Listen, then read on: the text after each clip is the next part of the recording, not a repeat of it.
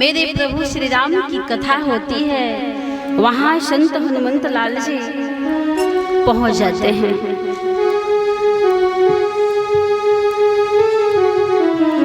और कथा की बड़ी महिमा बताई गई है कि जो कथा को श्रद्धा पूर्वक प्रेम पूर्वक सुनता है उसके लिए विमान आता है।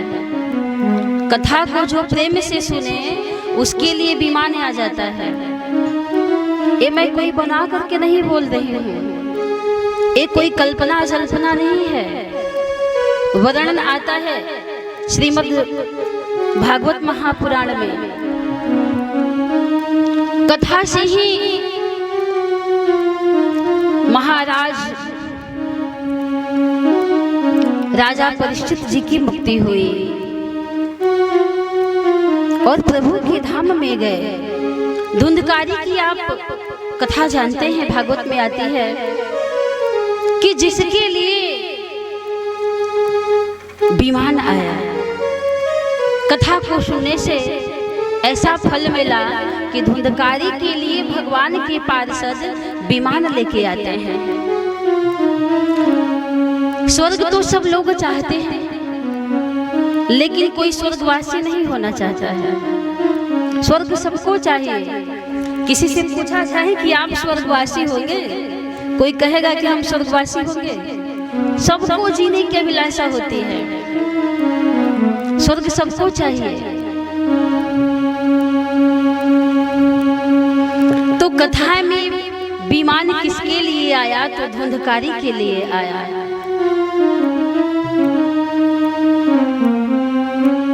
वर्णन आता है श्रीमद् भागवत महापुराण में धुंधकारी के विषय में कि यह अधर्मी था, केवल अधर्म करता था, पाप करता था।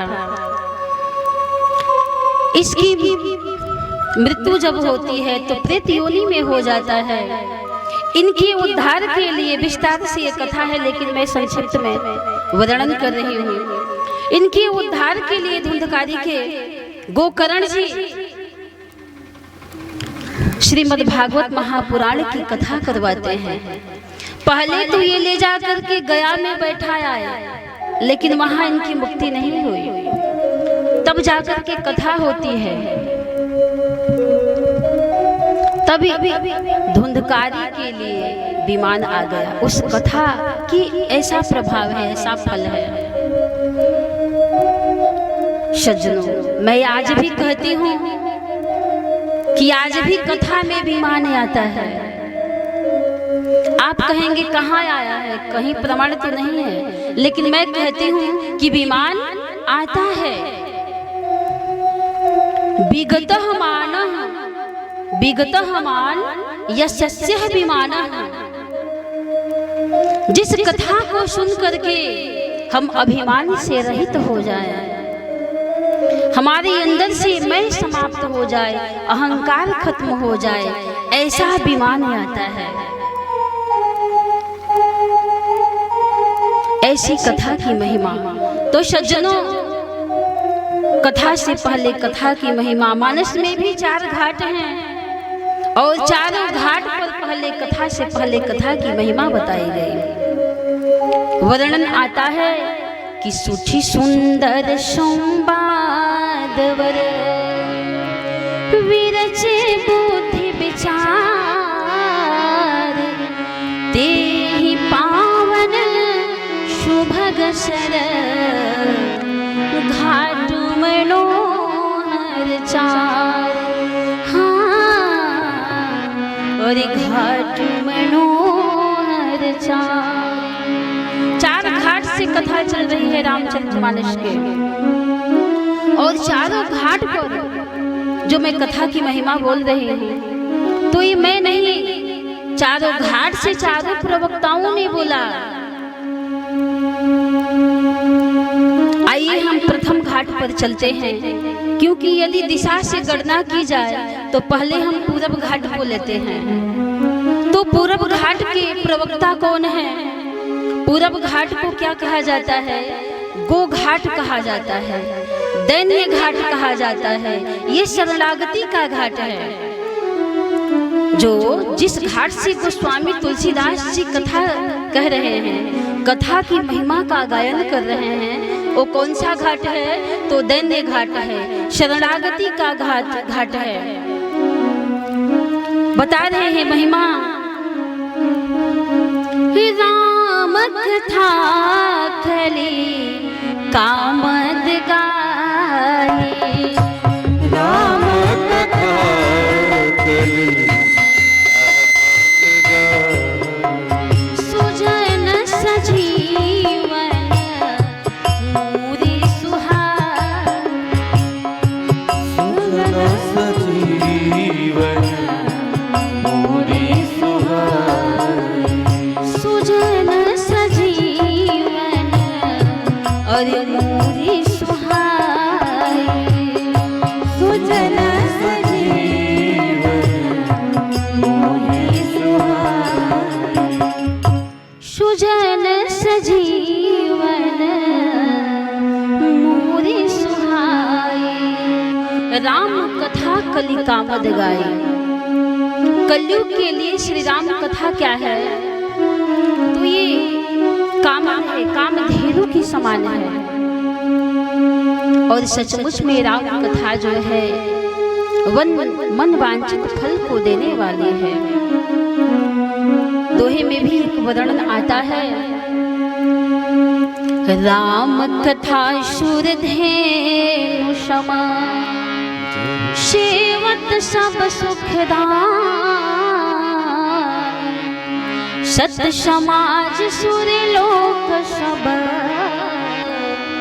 कौन सुनैया सजा, हीरा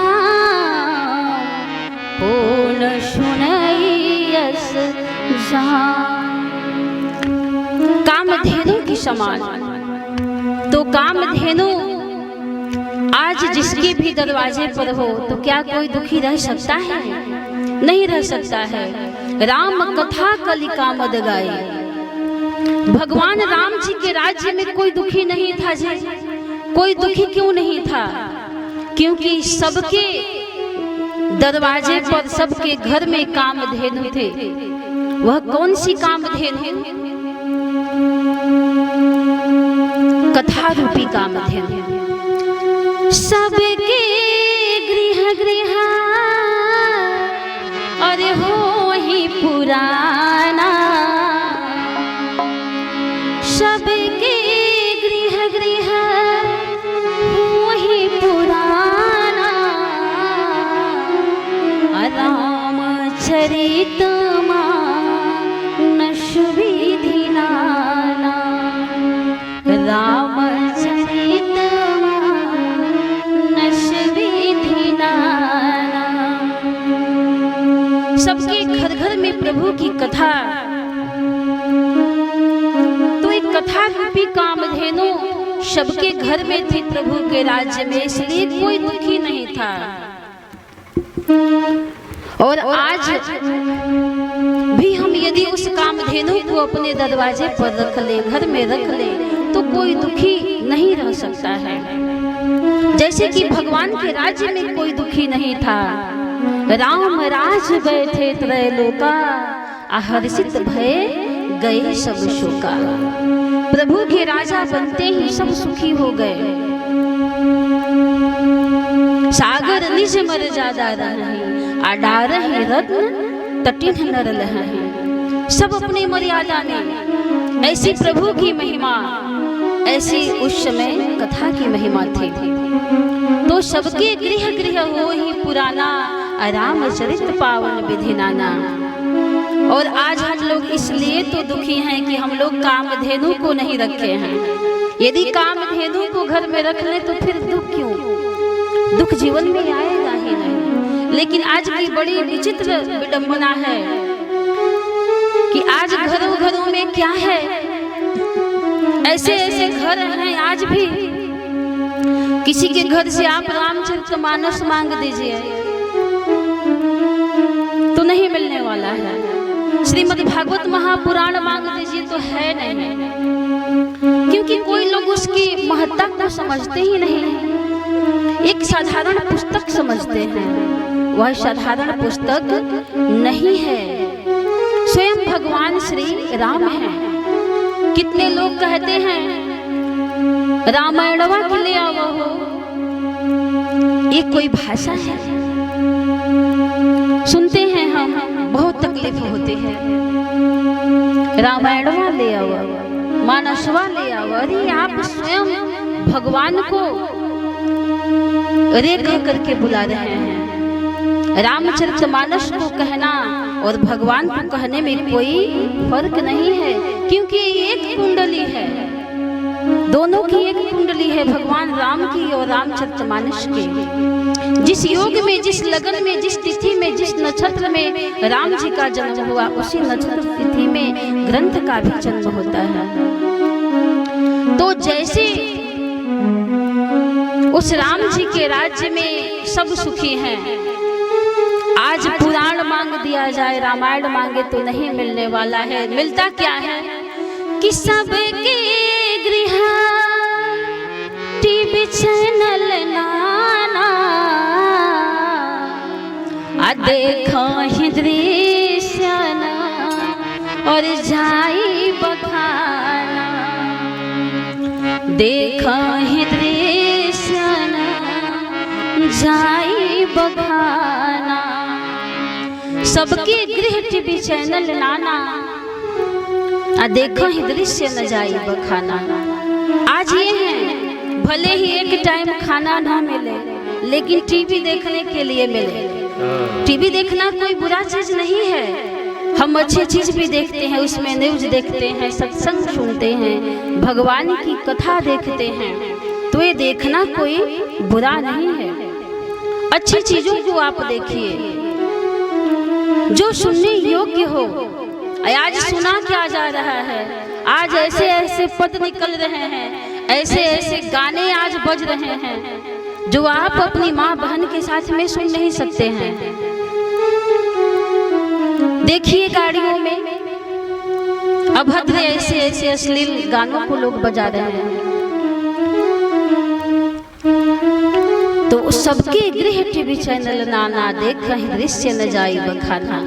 लेकिन ऐसी पावन कथा हर घरों में होनी चाहिए भगवान की, जो मंगलमयी कथा है।